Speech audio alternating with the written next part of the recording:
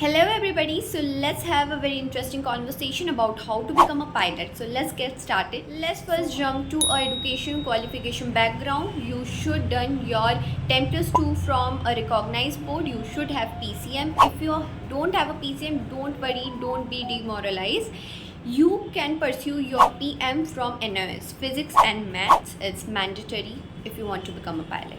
Then you can enroll yourself in Pilot Academy. If you want to become a pilot, you should remember these four basic key points which can eventually make your pathway as easier as it seems.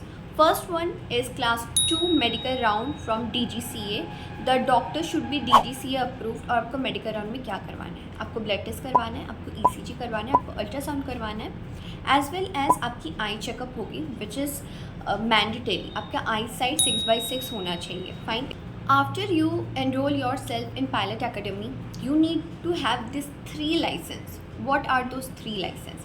First one is SPL, Student Pilot License, where you need to complete your 60 hours of flying. Then you have an examination which you need to clear. After you clear your examination of SPL, Student Pilot License, you will now directly jump to PPL, which is a Private Pilot License. You should have this license, and where you need to complete your 250 hours of flying. After that you will going to have an examination.